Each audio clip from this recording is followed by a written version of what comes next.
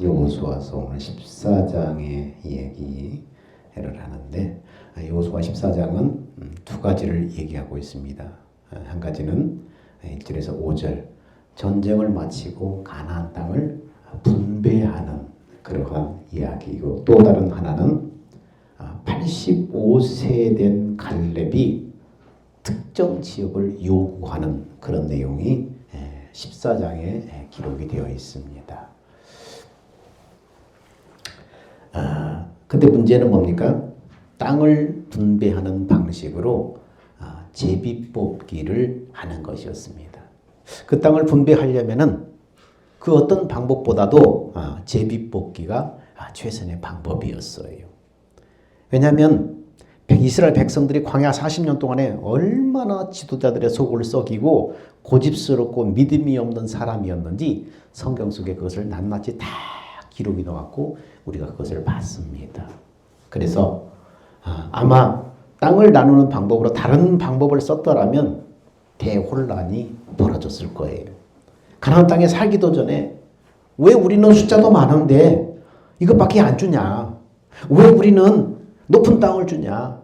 왜 우리는 낮은 땅을 주냐? 각자의 욕심 때문에 아마 혼란이 일어났을 거예요. 그래서 제대로 살아보기도 전에 지파와 간에 큰 충돌이 일어났을 것입니다.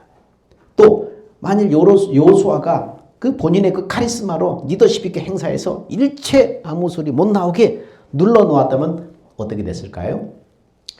사람의 탐욕, 그 욕심, 그리고 자기 중심적인 사고방식 때문에 좀 더 좋은 것을 차지하기 위해서, 좀 더 많은 것을 차지하기 위해서 어떤 일이 벌어졌을까요? 엄청난 노비가 벌어졌을 거예요. 여호수아 가족들, 측근들 다 해서 어떻게든지 막 노비가 벌어졌을 거예요. 이런 인간성을 잘 아시는 하나님께서 이 땅을 분배하는 방법을 명시했는데 그게 뭐예요? 제비뽑기로 해라. 하나님이 명시하셨습니다. 그런데 여기서 중요한 것은 뭡니까?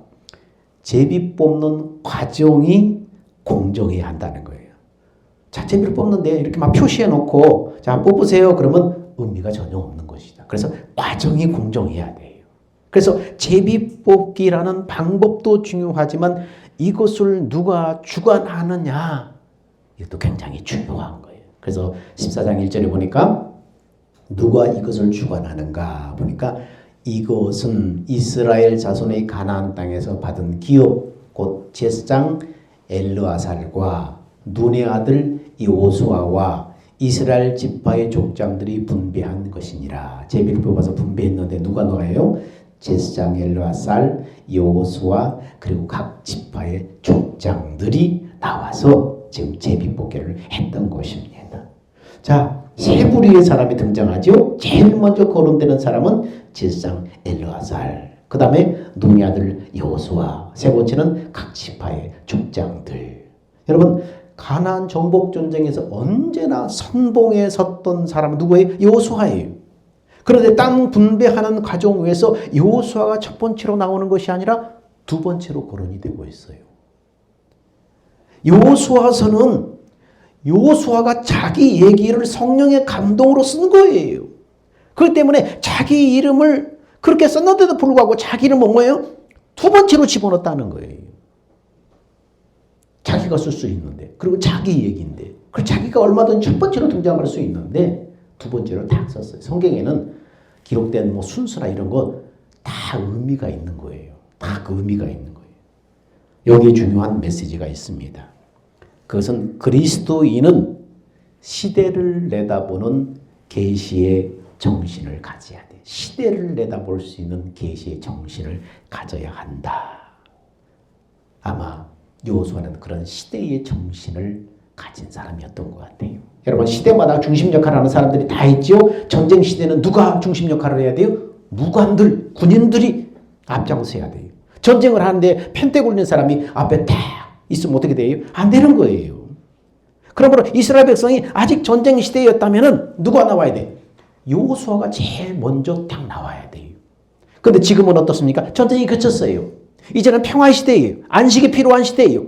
이제는 제사장이 백성을 위해서 하나님의 평안을 비는 목회적인 돌봄이 필요한 시대예요. 그래서 제사장 엘르아살의 이름이 제일 앞에 나오는 거예요. 그런데 여기서 중요한 것은 뭡니까? 여호수아가 이걸 깨달았다는 거예요. 여호수아가 바로 그 시대를 내다보는 계시의 정신, 내가 이 시대에 무슨 역할로 부름을 받았는가 하는 이 보는 눈, 바로 여호수아는 그 계시의 정신을 다 깨달은 거예요. 그래서 그 안목으로 지금 이렇게 배치를 한 거예요. 여러분, 각 시대 속에 계시의 정신이 필요하지만은 교회 공동체 속에서도 마찬가지예요. 이런 계시의 정신이 필요한 거예요. 나는 이 시대에 무슨 역할로 내가 부름받았는가? 이 공동체에 나는 무슨 역할로 부름받았는가? 이것을 바로 볼 수 있는 눈, 이게 계시의 정신입니다. 여러분, 교회의 직분이라는 것은 뭐예요? 목사님, 또 전도사님, 장로님, 권사님, 집사님, 이거는 계급이 아니에요. 높고 낮은 신분의 개념이 아니에요. 이건 뭐예요? 역할과 기능의 개념이에요. 그래서 교회를 뭘로 비유하고 있어요? 주님의 몸으로 비유하고 있어요. 교회의 머리는 예수님이시고 우리는 그 몸의 각 지체예요. 지체. 예수님의 몸에 붙어있는 지체들이라는 거예요. 이 교회라는 것은 예수님의 머리예요. 예수님의 대장이에요. 그리고 우리는 그 몸에 붙어있는 지체라는 거예요. 몸에 이 붙어있는 지체들은 어떻습니까? 높고 낮음이 없어요. 각 지체끼리 너는 대장이고 너는 쫄병이고 이런 게 없어요. 다 똑같아요. 주님의 몸에 붙어있는 주님의 몸이에요. 그래서 주님의 몸에 붙어있는 지체들은 권사고 장로고 목사고 누구고 간에 높고 낮음이 없어요. 다 똑같은 주님의 몸이고 주님의 자녀고 다 그래요. 각자 다 그래요. 근데 뭐가 있어요? 각 지체로서의 역할과 기능이 있는 거예요. 역할과 기능. 똑같은 주님의 몸이고 이건 계급이 아니고 신분이 아니고 주의 몸에 붙어있는 주님의 몸의 일부예요. 다만 뭐예요? 각자의 역할이 있어요. 손에는 손의 역할, 발은 발의 역할, 입은 입의 역할, 각자의 역할과 기능이 있는 거예요. 그래서 교회 안에서 가장 중요한 것이 뭐입니까? 질서의 문제예요. 질서의 문제. 그래서 몸의 지체로서의 역할과 기능을 벗어나서 발이 입노릇을 하겠다고 그리고 입이 손노릇을 하겠다고 그러고 하면 그 몸은 어떻게 건강한 몸을 유지할 수가 없는 거예요. 그래서 교회 안에 질서가 가장 중요한 거예요.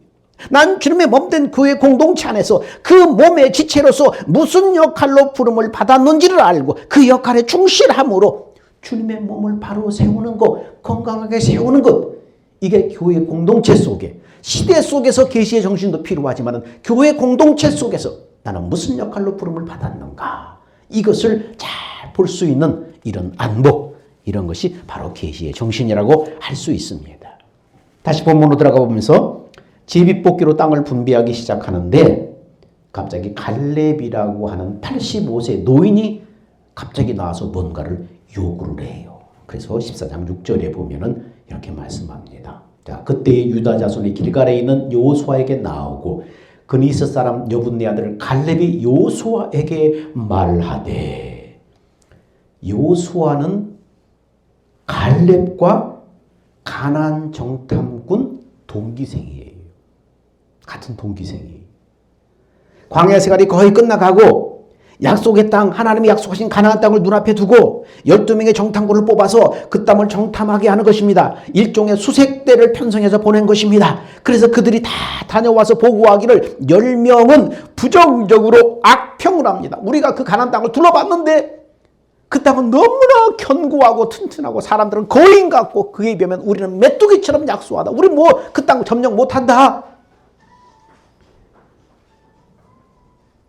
근데 2명 여호수아와 갈렙은 어떻습니까? 하나님께서 대적을 우리 손에 붙여주시면 능히 취할 수 있다. 긍정적으로 보고를 합니다. 이 일로 말미암아서 하나님께서 모세가 보는 앞에서 모세를 증인으로 삼아서 갈렙에게 뭐라고 그래요? 이 땅을 네게 주겠다라고 약속을 하셔요. 그리고 40년의 세월이 흘렀어요. 지금까지 칼렙은 여호수아를 도와서 묵묵하게 일관되게 가나안 정복의 역사를 같이 성실하게 수행해 왔어요. 칼렙은 한 번도 이 과업에 대해서 흔들린 적이 없어요. 어떻게 일이 가능했을까? 칼렙은 영적인 공동체의 개념을 잘 알고 있었기 때문입니다. 높고 낮음의 문제가 아니라 각자의 역할과 기능이라는 하나님의 나라의 역사를 잘 이해하고 있었던 것입니다. 드디어 땅 분배의 시간이 됐는데 황당한 일이 벌어졌어요. 12지파가 제비를 뽑기 합의하고 순서를 기다리는데 느닷없이 유다지파 여호수아가 먼저 딱 나와서 딱 얘기를 합니다. 그 유다지파의 대표 갈렙이 여호수아 앞에 나와서 요구합니다. 12장 12절에 뭐라고 말합니까? 자, 그날의 여호와께서 말씀하신 이 산지를 지금 내게 주소서. 옛날 정탐꾼에 다녀와서 긍정적으로 보고를 해가지고 모세를 증인으로서 사람들 보는 앞에서 이 산지를, 이 땅을 너한테 주겠다고 하나님이 약속하신 그날의 여호와께서 말씀하신 이 산지를 지금 내게 주소서. 당신도 그날에 들으셨지만 이곳에는 아낙 사람이 있고 성읍은 크고 견고할지라도 여호와께서 나와 함께 하시면 내가 여호와께서 말씀하신 대로 그들을 쫓아내리이다. 말씀하신 이 산, 약속하신 이 산지 주십시오. 다른 지파들이 다 제비 뽑기 순서를 기다리는데 자기들이 뭐라고 갑자기 먼저 땅을 달라고 하는가? 그럼 도대체 갈렙이라는 사람은 누구인가? 이 갈렙이라는 사람에 대해서 알아볼 필요가 있습니다. 창세기 15장에 보면은 하나님과 아브라함 사이에 중요한 구속사적인 언약이 이제 이루어지는데 그 현장에 이런 일이 있습니다. 자, 보면은 해가 져서 어두울 때 연기 나는 화로가 보이며 타는 횃불이 쪼개는 사이로 지나가더라. 이제 언약이 이루어지는 그런 상황을 설명합니다. 그날에 여호와께서 아브라함과 더불어 언약을 세우고 이르시되 내가 이 땅을 애굽 강에서부터 큰 강 유브라데까지 네 자손에게 주노니 곧 겐 족속, 그리스 족속, 간몬 족속, 헷 족속, 브리스 족속, 르바 족속, 아모리 족속, 가나안 족속, 기르가스 족속, 여부스 족속의 땅이니라 하셨더라. 여기에 누가 나와요? 눈여겨서 봐야 될 족속 이름이 뭐냐면은 자 무슨 그니스 족속. 하나님이 땅을 이렇게 너희 자손을 허락하는데 이 땅에 지금 이런 족속들이 살고 있다. 이방인 이런들이 그 족속 가운데 눈여겨볼 족속이 누구냐면 그니스 족속이라는 말이 나와요.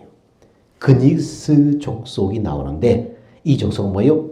이방 땅에 살고 있는 이방인 족속들을 지금 얘기하는 것입니다. 그런데 여호수아 14장 16절에 자 봅시다. 여호수아 14장 16절에 자 그때 유다 자손의 길갈에 있는 여호수아에게 나오고 그니스 사람 여분네 아들 갈렙이 여호수아에게 말하되. 여호수아가 누구였어요? 아니 저기 갈렙이 누구였어요?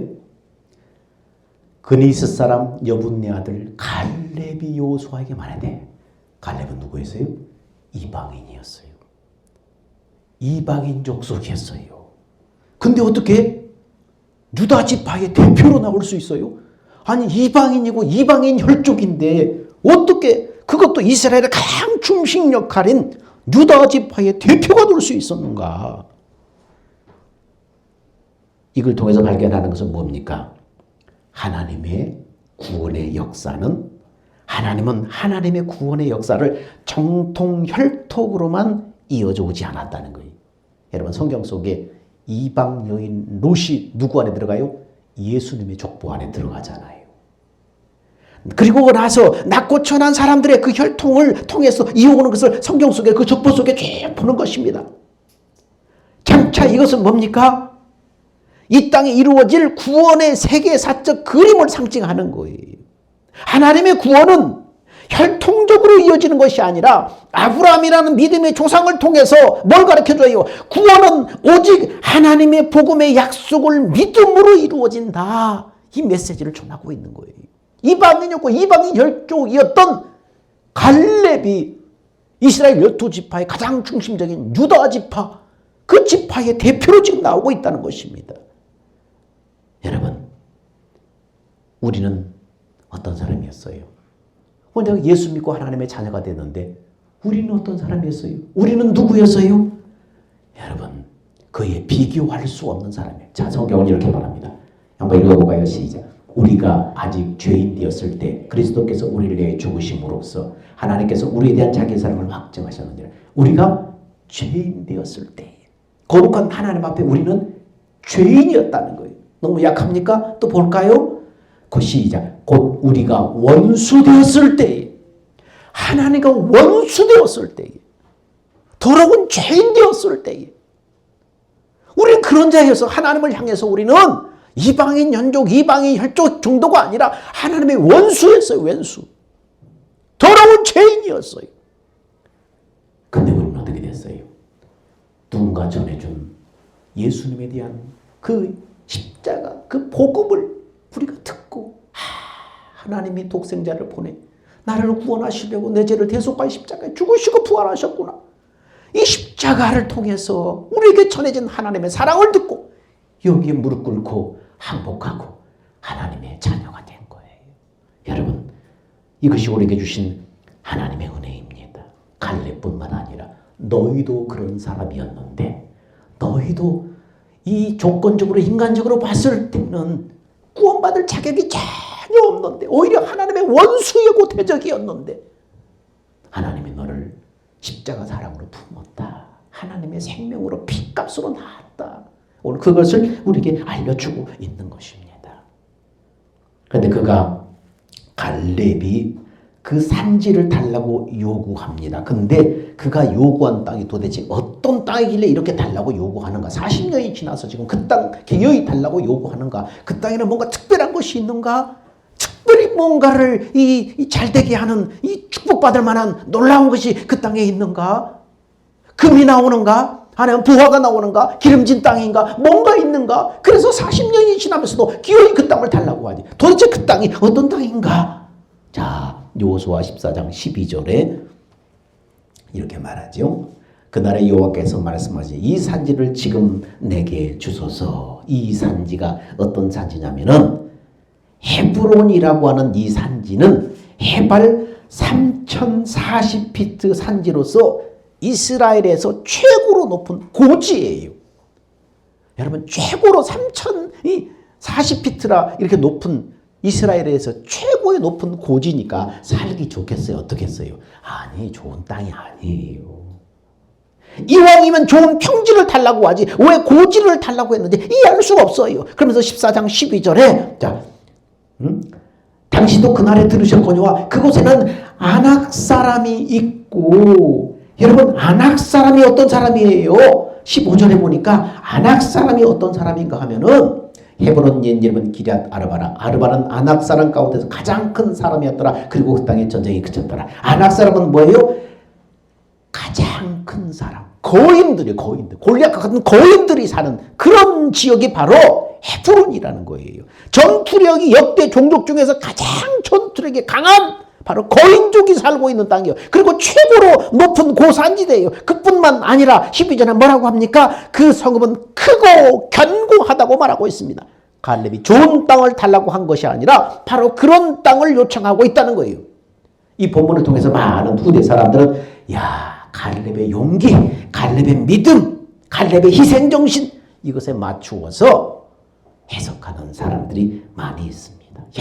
갈렙이 얼마나 믿음이 좋으면 하나님이 주시면은 점령할 수 있다. 이 믿음으로 그 산지를 정복했다. 갈렙의 믿음에 초점을 맞추고 해석을 하기도 합니다. 그런데 갈렙의 영웅담으로 해석을 안 돼요. 성경은 영웅담 없어요. 그렇다면 이 성경을 통해서 뭘 얘기하려고 하는가? 여러분, 앞에서 아브라함과 롯에 대한 얘기를 했었지요. 아브라함과 롯이 할대아우르에서 부름받아서 함께 이제 왔는데 토지가 너무 넓어지고 가축이 불어나니까 함께 살 수 없어서 헤어져 살 곳을 이제 택해서 가는데 롯이 택한 곳이 소돔과 고모라였잖아요. 그런데 그 당시 사람들의 눈에는 소돔과 고모라가 어떻게 해요? 최고의 요지였어요. 그래서 롯은 어떻게 표현했습니다? 여호와의 동산 같고 애굽 땅과 같았더라. 그 정도로 기름진 땅이었다는 거예요. 근데 그 땅으로 갔는데, 그 땅을 선택해서 갔는데 어떻습니까? 다 털리고 완전히 망해버렸어요. 그런데 갈렙에게 당대 사람들이 최고로 여기는 땅을 볼 줄 아는 안목이 없었을까요? 아니에요. 과거에 정탐꾼으로 뽑힐 정도로 실력을 갖추고 있었어요. 그리고 지금 85세의 경륜을 가지고 있어요. 그러니까 어떤 땅이 좋고 어떤 땅이 나쁜 땅인지를 볼 수 있는 안목이 있는 거예요. 그런데도 갈렙이 헤브론 땅을 구태여 요구하는 이유가 뭔가? 좋은 땅도 아닌데 구태여 이 땅을 요구하는 이유가 뭔가? 아브람과 롯이 달리 자기가 선택해서 간 것이 아니라 아브람은 롯과 달리, 롯은 자기가 선택해서 갔지만 아브람은 롯과 달리 가만히 있다가 하나님이 주신 땅으로 간 거예요. 그 땅이 무슨 땅이에요? 헤브론 땅이었어요. 아브람이 갔던 땅이 바로 헤브론 땅이었어요. 아브람은 거기에 제단을 쌓고 그 결과 그 제단을 쌓고 살았는데 그 결과 아브람 인생이 어떻게 달라졌는지 우리는 지난번에 얘기 다 했어요. 갈렙은 그걸 알았어요. 갈렙은 바로 그걸 깨달았어요. 인생을 살면서 무엇이 진짜 복인지를 갈렙은 깨달을 거예요. 내 눈에 보기 좋은 떡을 택한 것이 입에 더 달 것 같지만은 영적으로 눈을 뜬 사람은, 영적으로 눈 뜬 사람이 깨달은 복은 어떤 것이 진짜 복이다? 하나님이 주신 것만 진짜 복이다. 아브라함은 이걸, 갈렙은 이걸 깨달은 거예요. 하나님이 주신 것만 진짜 복이다. 하나님이 그 땅을 줬잖아요. 정탐꾼으로 다녀와서 하나님이 모세를 증인으로 세워서 갈렙에게 이 땅을 주겠다고 약속하셨잖아요. 하나님이 주신 땅이잖아요. 그렇다. 롯은 자기 눈에 보아 좋아 보이는 땅, 더 먹음직스러운 그 땅을 향해서 갔지만 다 털리고 망해버렸어. 근데 하나님이 주신 땅으로 갔던 아브라함은 어떻습니까? 거부가 되었고 후대 가운데 믿음의 조상으로 명예로운 징후를 얻었어요. 갈렙은 그걸 알았어요. 뭐가 진짜 복이냐? 하나님이 주신 것이 진짜 복이다. 왜 갈렙의 눈에 좋은 땅이 안 보였겠어요? 왜 갈렙의 눈에는 인간적으로 좋은 땅이 안 보였겠어요? 그러나 내가 잡은 땅이 아니라 하나님이 내게 주신 땅이 참된 복이라는 것을 갈렙은 알았던 거예요. 그래서 40년 전 모세를 증인으로 세우고 하나님이 갈렙에게 주마 약속하신 땅을 달라고 요구하신 것입니다. 그렇습니다. 내 생각, 내 계획, 세상적으로 취하고 누릴 수 있는 것, 그것이 좋아 보이지만, 그것이 축복 같지만 진짜 그것은 진짜 복이 아니라는 거예요. 하나님이 내게 주신 복, 하나님이 허락하신 이 복, 이게 진짜 복이라는 것을 여러분 깨달으셔야 합니다. 우리는 하나님이 주신 것, 그것보다도 뭡니까? 세상적으로 좋아 보이는 것에 얼마나 우리의 눈과 마음을 뺏깁니까? 그거 쫓아가잖아요. 세상적으로 저 사람은 커 보이고 남의 떡도 커 보이고 다 세상 사람처럼 다 누려보고 싶고, 근데 그게 진짜 복이 아니라는 거예요. 갈렙이 헤브론을 요구하는 더 중요한 이유가 또 있는데, 창세기 13장 14절에 18절에 쭉 보면 하나님께서 아브라함에게 그 땅을 주겠다고 말씀하십니다. 아브라함이 장막을 그래서 어디로 온 거예요? 헤브론으로 옮겨요. 바로 갈렙이 요구한 땅, 그 땅입니다. 그러면 헤브론은 아브라함에게 있어서 어떤 땅인가? 창세기 23장 24절에 보면 아브라함의 아내 사레가 죽었어요. 나그네로 살면서 아브라함이 그래서 유일하게 자기 돈을 주고 해쪽 속에서 산 땅이 바로 헤브론 땅이에요. 아브라함이 여기 살았어요. 자기 아내를 여기다 장사 지냈어요. 그런데 창세기 35장에서 쭉 가면은 아브라함뿐만 아니라 아브라함의 아들 이삭도 여기에 살았어요. 그리고 야곱이, 이삭의 아들 야곱이 아버지 이삭을 장사 지낸 후에 야곱도 이 땅에서 살았어요.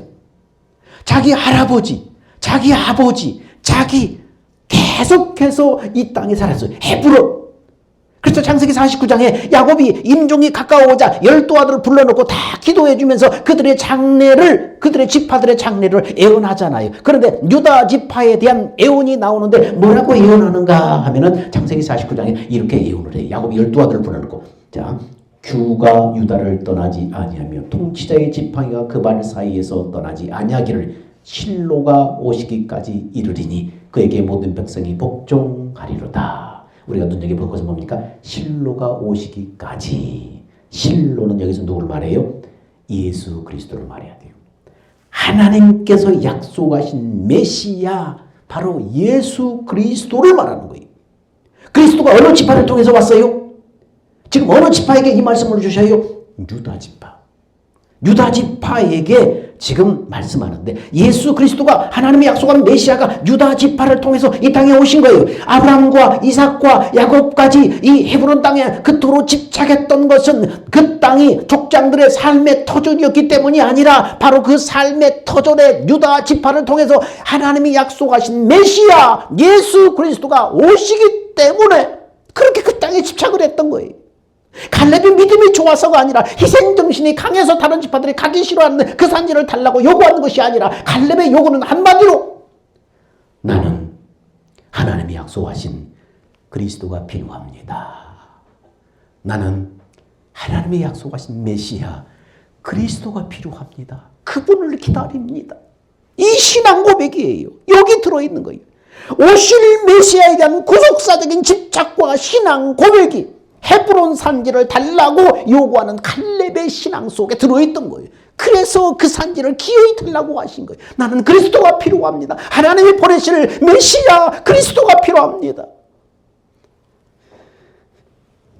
갈렙은 오실 메시아에 대한 구속사적인 집착과 신앙 고백으로 헤브론 산지를 약속의 말씀에 근거해서 요구하여 그날의 여호와께서 말씀하신 그 산지를 주시에요. 말씀 계속해서 말씀을 강조해. 말씀하신 그 장대 말씀대로 내가 점령하겠습니다. 계속해서 말씀을 강조해. 약속의 말씀대로 갈맹이 갈망했고 약속의 말씀대로 갈렙이 그토록 갈망했던 그리스도는 약속의 말씀대로 이 땅에 육신을 입고 오셨어요.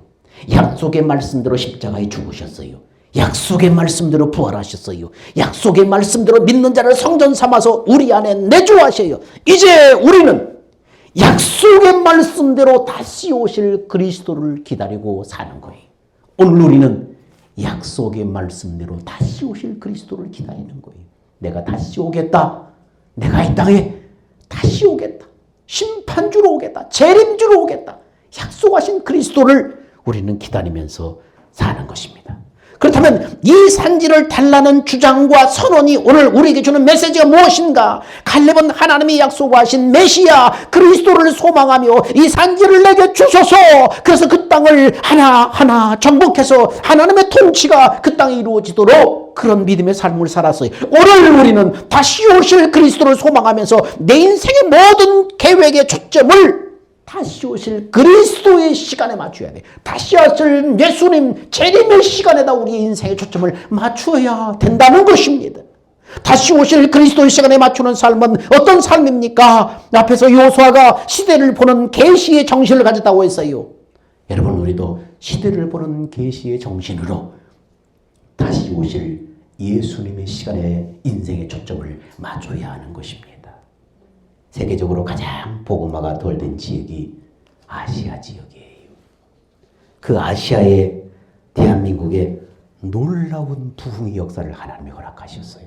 복음화가 가장 덜 된 지역이 이 아시아 지역. 저 동남아 이쪽 중국, 인도. 하나님께서 그 복음화가 가장 덜 된 아시아 지역에 가장 부흥한 이 대한민국의 부흥을 허락하셨는데 이 부흥의 복음의 부흥과 함께 경제적인 부흥을 허락하신 하나님의 역사적인 계시는 무엇일까요? 이 산지를 내게 주소서. 오실 그리스도를 소망하며 어둠의 권세로 쫓아냈던 갈렙의 결단처럼 오늘 우리는 다시 오실 그리스도를 소망하며 복음이 없는 곳에 들어가서 주님 이 산지를 내게 주소서라는 헌신과 결단으로 어둠을 정복하고 영혼을 구해내는 복음 증거의 삶을 살라고 오늘 우리에게 이러한 축복을 허락하신 것입니다. 이것이 시대적인 소명이에요. 이것이 시대를 보는 계시의 정신이에요.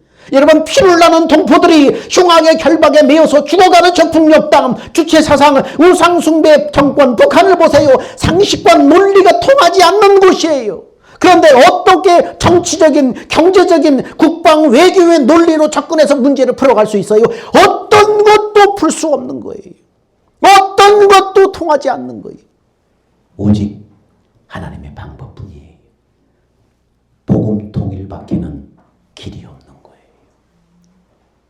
이 시간 여러분 인도 10억, 중국 15억의 아시아계 수십억의 사람들이 복음을 들어보지도 못한 채 죽어가고 있어요. 몇 년 전에 상암 월드컵 경기장에 미국의 리고란 목사님이 오셔서 일관되게 외쳤던 메시지가 무엇인가? 여러분, 지난 1세기 동안 세계적으로 가장 복받은 민족은 한국입니다. 그 중에 가장 복받은 곳은 한국교회입니다. 왜 이렇게 강조했을까요? 한국교회가 영혼 구원을 위해서 이제는 나누어야 안 되는 거예요. 영혼 구원을 위해서 여유 있는 것을 베푸는 것이 아니라 이제는 자기 것을 쪼개어서 나누어야 한다는 거예요. 이것이 우리 시대 정신이 되어야 하는 것입니다. 일평생 인생의 단 얼마간이라도 복음을 전하는 일에 여러분 헌신하셔야 돼요. 그것이 다시 오실 그리스도의 시간에 내 인생의 초점을 맞추는 것입니다. 내 집, 내 가족, 내 자녀 먹고 사는 일에만 함몰되어서 급급하기보다는 관심과 시선을 밖으로 돌려야 합니다. 여러분, 축구에서 최선의 수비는 공격이다라는 말이 있어요. 자기 집을 잘 지키려면 어떻게? 잘 지키려고 애쓰는 것보다는 최선의 수비는 뭡니까? 잘 지키는 최고의 방법은 뭡니까? 나가서 적진을 공격하는 거예요. 그래야만 그것이 자기 집을 잘 지키는 거예요. 그렇습니다. 아무리 수비를 잘해도 최선의 결과는 무승부밖에 더 나요. 최선의 결과가 무승부예요. 여러분, 우리가 하나님의 비전을 품고 계시의 눈을 가지고 영혼의 구령을 위해서 불붙는 심령으로 눈을 밖으로 돌릴 때 영적으로 영적 전쟁을 일선에 설 때에 뭡니까? 우리의 가정, 우리의 자녀 수비는 기본인 거예요. 수비는 그냥 되는 거예요. 누가 공격을 해요? 누가 우리 가정을 공격하고 누가 우리 자녀들을 공격하고 누가 우리의 삶을 공격하고 누가 공격해요? 어둠의 권세자들이 공격하잖아요. 근데 그 어둠의 권세들을 향해서 우리가 나가서 싸우는 것이 뭡니까? 복음 증거예요. 구령의 복음의 전사가 되어서 나가 싸울 때 적들은 그러니까 자기 것을 수비하려고 우리 것을 공격을 못하는 거예요. 공격할 염두가 못 나는 거예요. 그래서 최선의 수비는 공격이다. 스포츠에서 나오는 말이 영적인 전쟁에서도 통용이 되는 것입니다. 사랑하는 여러분, 죽어가는 여러분에게 복음을 증거하는 일이 하나님이 우리 민족에 복 주시는 역사적인 계시입니다. 왜? 복음화 가장 덜 된 이 아시아권의 이 다유 대한민국이라는 이 나라에 이토록 놀라운 복음의 부흥을 허락하시고 경제적인 부를 허락하셨는가? 이것을 볼 줄 아는 계시의 눈을 가져야 합니다. 그렇게 하라고 우리 민족에게 신앙의 자유를 주실 뿐만 아니라 기적과 부흥을 일으켜 주신 것입니다. 여러분, 다시 오실 주님이 다시 오실 그날의 삶 속에 이산지를 내게 주소서. 결단과 헌신으로 다시 오실 주님의 시간에 맞추는 삶으로 그날을 성공시키는 여러분들이 다 되시기를 주의 이름으로 축원합니다. 기도합니다. 사랑과 은혜가 풍성하신 아버지 하나님, 시대를 내다보는 계시의 정신을 갈렙은 가졌습니다. 그래서 그 하나님의 미션을 묵묵히 끝까지 흔들리지 않고 감당했던 것을 봅니다. 하나님, 오늘 우리에게도 이 계시의 정신이 필요합니다. 이 시대에 하나님의 나를 어떤 곳에 어떤 역할을 하라고 부르셨는가? 하나님, 갈렙의 요구 속에 이산지를 주소서. 그 고백 속에 오실 메시아에 대한 신앙 고백, 헤브론 산지를 달라고 요구했습니다. 오늘 우리는 다시 오실 그리스도를 소망하면서 내 인생의 모든 초점을 그리스도가 오시는 그날에 맞추는 삶을 살게 하여 주옵소서. 우리도 이 산지를 주소서. 이 산지를 정복하는 삶, 영원 구원에 구령에 우리의 삶의 초점이 맞춰지게 하여 주시옵소서. 주님 오시는 그날을 성공시키는 사람들 되게 하여 주옵소서. 우리의 생명 대신 예수님의 이름으로 기도하옵나이다. 아멘. 다 기립하셔서 주님 다시 오실 때까지 우리 찬양합시다.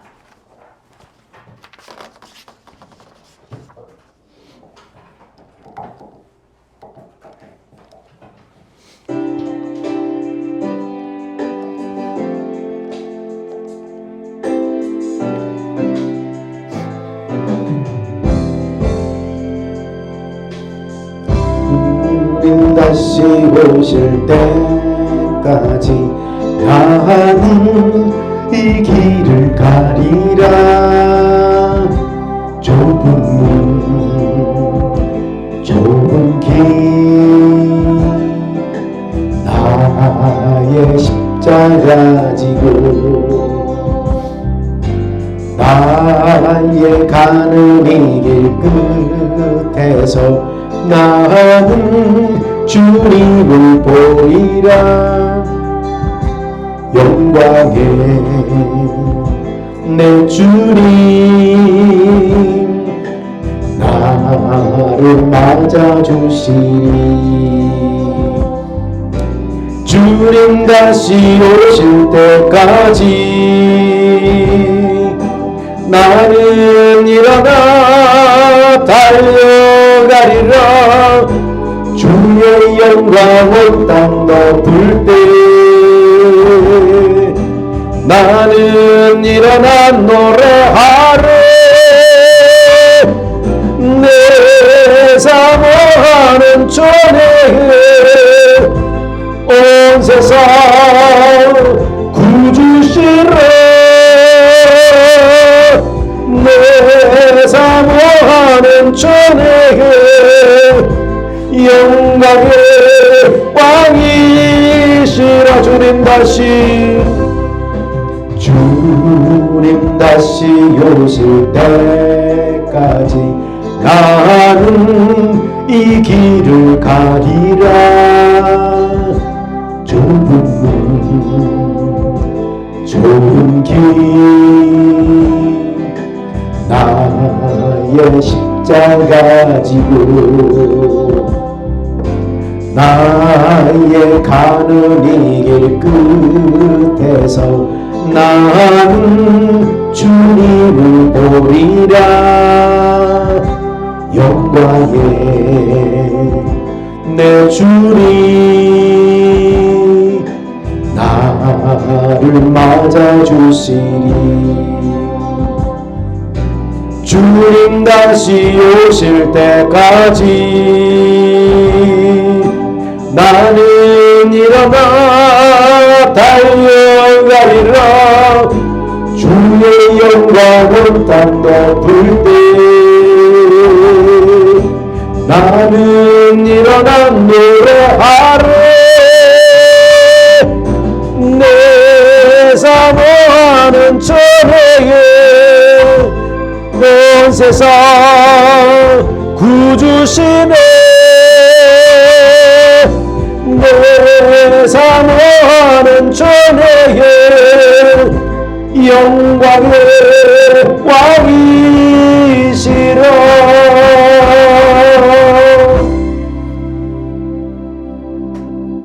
이제는 우리 주 예수 그리스도의 은혜와 하나님의 사랑하심과 성령의 내주 교제 교통 인도하심이 다시 오실 그리스도를 바라보며 그리스도의 시간에 내 인생에 초점을 맞추고 불행의 열정으로 영적 싸움에 임하기를 원하는 사랑하는 성도들의 그 믿음과 삶 위에 이제로부터 영원 무궁토록 함께 있을지어다. 아멘.